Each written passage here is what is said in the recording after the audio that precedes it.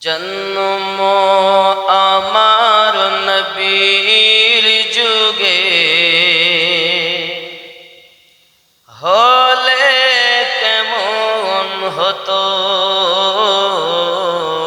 জন্ম আমার নবীর যুগে হলে মোহাব্বতে হলে কেমন হতো, এ শব্দ একসঙ্গে বলা যাবে? জন্ম আমার নবীর যুগে হলে কেমন, দুই নয়নে রসূল পাক দেখিলে কেমন হতো। জন্ম আমার নবীর যুগে হলে, আওয়াজ নাই আওয়াজ নাই।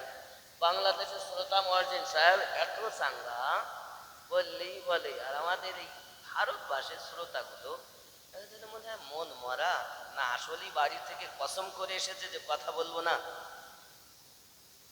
সুপ্রিম কোর্টের নিষেধ আছে নাকি? দুই নয়নে রসূল পাক দেখিলে কেমন, জন্ম আমার নবীর যুগে হলে আসত ভেসে হযরতে বেলালের মধুর আযান, যে আযানে ছিল এমন প্রেম মুগ্ধ রহমান। দয়ার নবী পিছে নামাজ পড়িলে কেমন, দয়ার নবীর পিছে নামাজ পড়িলে কেন, দুই নয়নে রসূল পাক দেখিলে কেমন হতো। জন্ম আমার নবীর যুগে হলে কেমন ছিল দৃশ্য মদিনার, দেখছেন সব সাহাবী খেলছে নাতি হাসান হোসাইন পাশে দয়াল নবী। নবী ডাকছেন নাতি হাসান, শুনিলে কেমন হতো। জন্ম আমার নবীর যুগে হলে দুই নয়নে রসূল পাক দেখিলে কেমন হতো। জন্ম আমার নবীর যুগে হলে, আল্লাহ কবুল করুন, যদি বলি আমিন। আল্লাহ মক্কার মানুষ নবী দেখেছেন, মদিনার মানুষ নবী দেখেছেন, আমরা ভারতে জন্ম নিয়েছি একবারও দেখিনি। আল্লাহ গম্বুজ দেখে দেখে আর মন ভরে না, একবার স্বপ্নের মাঝে তোমার হাবিবকে আমার দিদার নসিব করে দেও না গো আল্লাহ, জোরে বলি না আমিন। একবার যদি নবী দেখা যেত তাহলে জীবন সার্থকতা। কারণ কি দেখি না কেন? দেখেন আমাদের কত দাম, আমাদের কত দাম। হাদিসে কুদসির মধ্যে লেখা, লাউলা মুহাম্মাদু ওয়া উম্মাতুহু, আমি যদি মুহাম্মদ সাল্লাল্লাহু আলাইহি ওয়াসাল্লাম এবং তার উম্মতকে না বানাতাম লামা খালাকতুল জান্নাহ, আমি আল্লাহ জান্নাত বানাতাম না, ওয়ালান নার, আমি আল্লাহ দোজখ বানাতাম না, ওয়ালাশ শামস, আমি আল্লাহ সূর্য বানাতাম না, ওয়ালাল কমার, আমি আল্লাহ চন্দ্র বানাতাম না, ওয়ালাল লাইল, আমি আল্লাহ রাত বানাতাম না, ওয়ালান নাহার, আমি আল্লাহ দিন বানাতাম না, ওয়ালা মালাকান, আমি আল্লাহ ফেরেশতা বানাতাম না। হে নবী মুসা শুনে রাখো, আমি আল্লাহ পাক আল্লাহ তাআলা আপনাকেও সৃষ্টি করতাম না, সৃষ্টি করেছি আমার হাবিব এবং তার উম্মতের ওসিলা। যে নবীর উম্মতের এত দাম, ওই নবীর উম্মত কখনো সুদখোর হতে পারে না, ওই নবীর উম্মত কখনো মদখোর হতে পারে না, ওই নবীর উম্মত কখনো তাস খেলতে পারে না, ওই নবীর উম্মত কখনো টিকিট কাটতে পারে না বাবা। কারণ নবী পাক সাল্লাল্লাহু আলাইহি ওয়াসাল্লাম যার ওসিলা করে আল্লাহ পাক আমাদেরকেও সৃষ্টি করেছেন। আরো জোরে বলি সুবহানাল্লাহ। তাহলে কি আমরা সুদ খাবো, মিথ্যা বলবো, নামাজ ছেড়ে দিব, দাড়ি কাটবো? আল্লাহ পাক যে আমাদেরকে সুন্দর আকৃতি দিয়েছেন, আমরা কি খুশি নই? খুশি না? আল্লাহ পাক কোরআন শরীফে বলে, বিসমিল্লাহির রহমানির রহিম, লাকাদ খালাকনাল ইনসানা ফি আহসানি তাকওয়িম, আমি সর্বশ্রেষ্ঠ করে সুন্দর আকৃতি দিয়ে মানব সম্প্রদায়কে সৃষ্টি করেছি। আরো জোরে বলুন সুবহানাল্লাহ। রব্বে কারীম এত সুন্দর করে যদি আমাদেরকে সৃষ্টি করে থাকেন, আল্লাহ পাক আল্লাহ তাআলা দাড়ি মোবারক দিয়েছেন আল্লাহ পাক নিজে, নাকি? কিন্তু আল্লাহর দিলে কি হবে আমরা রাখবো না। সুপ্রিম কোর্টের অর্ডার দাঁড়িয়ে রাখা যাবে না। যদি বলেন সুপ্রিম কোর্ট কাকে বলছে? আপন আপন বাড়ি। সুপ্রিম কোর্টে একজন জজ সাহেব আছেন, ওই জজ সাহেবের কথা না শুনলে কিন্তু চলবে না। আপনাদের ঘরে বুঝি নেই জজ সাহেব আছেননি? জজ সাহেব ভালো করে বুঝে নাও জননী, আল্লাহর হাবিব সাল্লাল্লাহু আলাইহি ওয়াসাল্লাম বলেছেন, পৃথিবীর সরজমিনে যদি কোনো একজন আমার উম্মত একটি সুন্নাতের পাবন্দি করে আসতে পারে, আল্লাহর হাবিব জানিয়েছেন 100 শহীদের সওয়াব তার নামায়ে আমলে দেওয়া হবে। এত সওয়াব, কিন্তু জজ সাহেবের ইচ্ছা নেই। যেটিকে পরিষ্কার করার কথা সেটি হয়ে আছে জঙ্গল, যেটা রাখার কথা সেটা কেটে সাপ নারী সেজেছি। আব্বা আমার খুব ভালো করে বুঝবেন, রাসূল পাক সাল্লাল্লাহু আলাইহি ওয়াসাল্লামের ওয়াফাদার উম্মত হবে যারা, নামাজি হবে তারা, দাড়িওয়ালা হবে তারা, শরীয়ত মোতাবেক জীবন যাপন করবে তারা। যারা আমার নবীর উম্মত বলে দাবি করে কিন্তু আসলে তাদের মনের ভিতরে জজ সাহেবের কথা শুনে দাড়ি তাদের ভিতরে নাই, নামাজ তাদের ভিতরে নাই, রোজা তাদের ভিতরে নাই, যাকাত তাদের ভিতরে নাই, হজ তাদের ভিতরে নাই, শরীয়তের খেলাফ কাজ তাদের ভিতরে শুধু তাদের মধ্যে আছে। আমরা সবাই কি নবীর দুশমন না প্রেমী? যদি বলুন, আমরা নবীর দিওয়ানা, নামাজ পড়তে পারবো না, আমরা নবীর দিওয়ানা, দাঁড়িয়ে রাখতে পারবো না, আমরা নবীর দিওয়ানা, সুদ বন্ধ দেব না, আমরা নবীর দিওয়ানা, মা বাপকে ভাত দেব না। আসেনি? মায়েরা বলছেন আমরা নবীর দিওয়ানি, পর্দাতে থাকতে পারবো নি, আমরা নবীর দিওয়ানি, স্বামীর খেদমত হবে নি, শুটিং শাটিং ফিটিং, কাঁধে মেরেছে সিফটি পিনার হুকিং, ঘাড়ে ঝুলিয়েছে ধেনা চিকা একটি ব্যাগ। হে যুবক ছেলে শ্রীরামপুরে তোরা ঘুরে ঘুরে আমার দিকে দেখ, লাম খালি মিম খালি নুনের পেটে এক নোক্তা, উরমা ফাঁকা নিমতলা খালি কপালেতে এক নোক্তা। জননী যদি আপনার জীবনটা পরিবর্তন না করতে পারেন, আপনার গর্ভের সন্তান কখনো আল্লাহওয়ালা হবে না।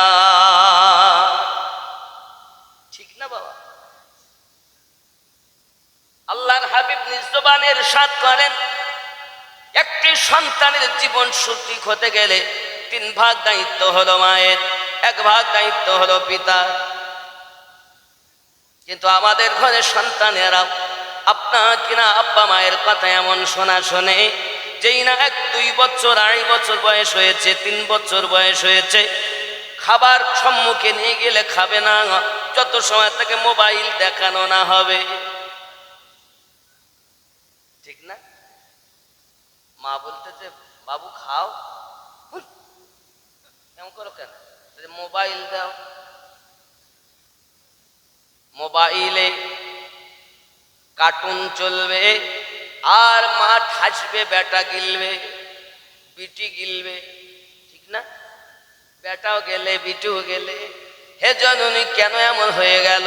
আমার আম্মা জানেরা, আপনার গর্ভে যখন ছিল আপনার সন্তান, আপনি কখনো কোরআন মাজিদের আমল করেননি, আপনি আল্লাহর বিধান মেনে জীবন যাপন করেননি। আপনি যেমন মোবাইলে সিরিয়াল সিনেমা দেখেছেন, আপনার সন্তান যখন জন্ম নিয়েছে দুনিয়াতে মোবাইল ছাড়া সে খাবেই না। এখন মা আছে এরকম যে ইবাদত করবে? আমার জননী রাগ করলে হবে না। প্যারা রাসূলের কলিজার টুকরা আম্মা ফাতেমা জোহরা রাদিয়াল্লাহু তাআলা আনহা, যার সম্পর্কে আল্লাহ পাক আয়াতে নাজিল করে দিয়েছেন, আয়াতে তাতহীর, জোরে কোন সুবহানাল্লাহ। হযরতে আম্মা ফাতেমা জোহরা রাদিয়াল্লাহু তাআলা আনহা রাতের বেলাতে এমন ইবাদত করতেন, জননী মা খালা শুনে নিন, রাতের বেলা আল্লাহর রাসূলের কন্যা আম্মা ফাতেমা জোহরা রাদিয়াল্লাহু তাআলা আনহা সারা রাত ধরে আল্লাহ পাকের ইবাদত করতেছেন, সাজদার ভিতরে পড়ে গিয়েছেন। বেলাল রাদিয়াল্লাহু তাআলা আনহুর আপনার কিনা আযানের ধ্বনি কানে এসে গেছে, মালিকের দরবারে, রব্বে কায়নাতের দরবারে হাত পেতে দিয়েছেন, মালিক রাত এত ছোট বানিয়ে দিয়েছে, আমি ফাতিমার একটা সাজদা এখনো কমপ্লিট হলো না। আল্লাহ, রাতটাকে যদি আপনি আরো বড় করতে পারতেন, আমি ফাতিমা সারা রাত ধরে আপনার ইবাদত বندگی করি, আমার অবুঝ মনটাকে সান্ত্বনা দিতাম। আল্লাহ, আপনি এত ছোট রাত বানিয়েছেন যে একটা সাজদাতে কি সুবহান রাব্বিয়াল আলা ওয়ালা হাদিয়াল্লাহ ونشهد أن لا إله إلا الله وحده لا شريك له ونشهد أن سيدنا وسندنا ونورنا ونور عيننا وأعلانا وأولانا ومولانا محمدا صلى الله عليه وسلم عبده ورسوله يا أيها النبي إنا أرسلناك شاهدا ومبشرا ونذيرا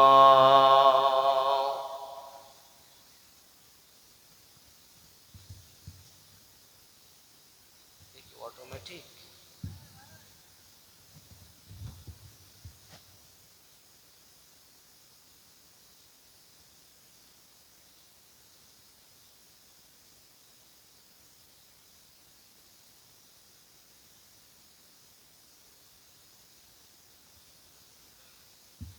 وداعيا إلى الله بإذنه وسراجا منيرا فقد قال الله تعالى في كلامه المجيد والفرقان الحميد أعوذ بالله من الشيطان الرجيم بسم الله الرحمن الرحيم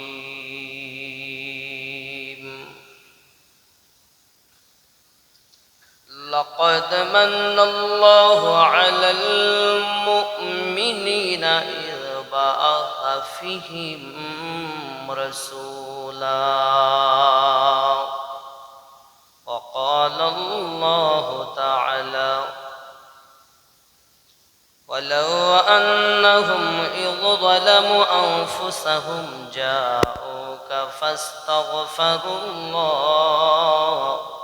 واستغفر لهم الرسول لوجدوا الله توابا رحيما. صدق الله العظيم وصدق رسوله النبي الأمين المكين الكريم ونحن على ذلك لمن الشاهدين والشاكرين والحمد لله رب العالمين. قال النبي صلى الله تعالى عليه وسلم بني الإسلام على 5 شهادة أن لا إله إلا الله وأن محمدا رسول الله صلى الله عليه وسلم وإقام الصلاة وإيتاء الزكاة والحج وصوم رمضان أو كما قال عليه الصلاة والسلام.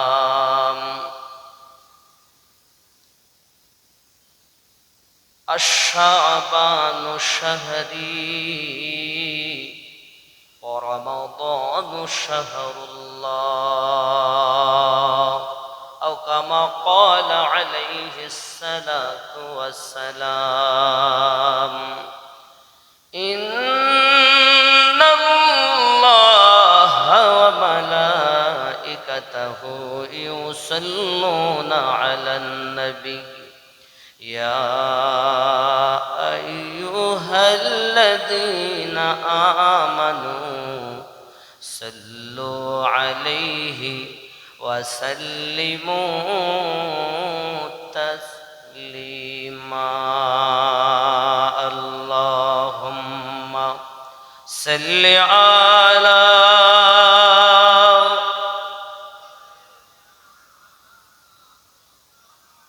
وعلى آل سيدنا مولانا ويتهيا নবীজি না দেখিলেন পিতার মুখ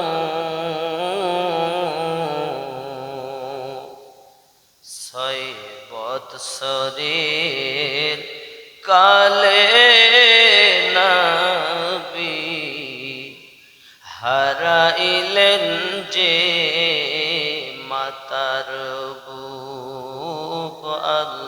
আল্লাহুম্মা সাল্লি আলা সাইয়্যিদিনা মাওলানা ওয়া আলা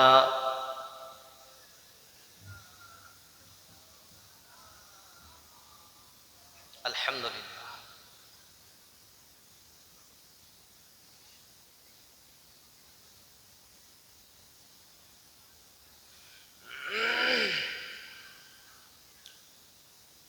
বিরাট ইসালে সওয়াব পরিচালনায় বাইতুল মামুর জামে মসজিদ, স্থান শ্রীরামপুর বাইতুল মামুর জামে মসজিদের প্রশস্ত ময়দান, তারিখ 18ই মাঘ, ইংরেজি 1 ফেব্রুয়ারি, 12 রবিবার, দিবাগত রাত্র। সম্মানিত নির্বাচিত আজকের জলসার স্বনামধন্য সভাপতি সাহেব হাফেজ কারি মাওলানা কাজী জুবায়ের আখতার লস্কর সাহেব,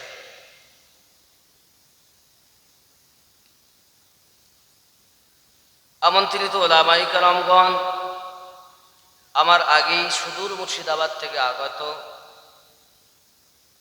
মাওলানা উবাইদুল ইসলাম জামালি ভগবানগোলা, তিনি বক্তব্য রেখেছেন। আমার পরে পরই আলহাজ মাওলানা শাহনুর আলম সাহেব বসিরহাট বিরহামনগর, তিনি বক্তব্য রাখবেন। আল্লাহ পাক আল্লাহ তাআলা আমাদিগকে যেন শরাত থেকে বেশি বেশি আমল করার তৌফিক দান করেন। সবাই বলি আল্লাহুম্মা আমিন। আরো জোরে। যে আল্লাহ মায়া করে দয়া করে ভালোবেসে শ্রীরামপুর ইসালে সওয়াবে বসার তৌফিক দান করেছেন, সে আল্লাহ পাকের দরবারে লাখো কোটি শুকরিয়া জ্ঞাপনার্থে একটিবার বলি আলহামদুলিল্লাহ। আরো জোরে। পরে পরে নবী ও কানম আকা রহমাতাল লিল আলামিন, রাহাতিল আশিকিন, আনিসুল গরিবিন, অদৃশ্যের সংবাদদাতা পয়গম্বর, সমস্ত প্রকারের দুঃখীকে সিনাতে লাগিয়ে হাসানেওয়ালা, পথ ভোলা দিগকে সঠিক পথের দিশা দেনেওয়ালা, জাহান্নামী দিগকে জান্নাতের সুসংবাদ দেনেওয়ালা, নবী কামলিওয়ালা, আহমদে মুজতাবা মুহাম্মাদুর রাসূলুল্লাহ সাল্লাল্লাহু আলাইহি ওয়াসাল্লামের উপরে লাখো কোটি দরুদ বৃষ্টির ন্যায় বর্ষিত হোক। সবাই বলি আল্লাহুম্মা আমিন। আমাদের নবী তিনি এমন, তিনি হলেন ইমামুল আম্বিয়া, অর্থ সমস্ত নবীগণের ইমাম। জোরে বলুন। আদম নবী কত আগে গেছেন, ইব্রাহিম নবী কত আগে গিয়েছেন, তারপরও ওনাদের ইমাম কিভাবে হলেন? আল্লাহ করিয়েছেন মিয়ারাজের রাতে আমার নবী পাক ইমাম হয়ে 2 রাকাত নামাজ পড়িয়েছেন। জোরে বলুন।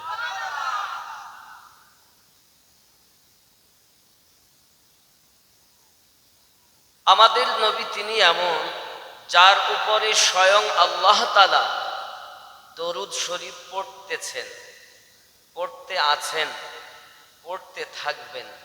একদিন আল্লাহ শব্দ উচ্চারণ করার মতো কেহই থাকবে না।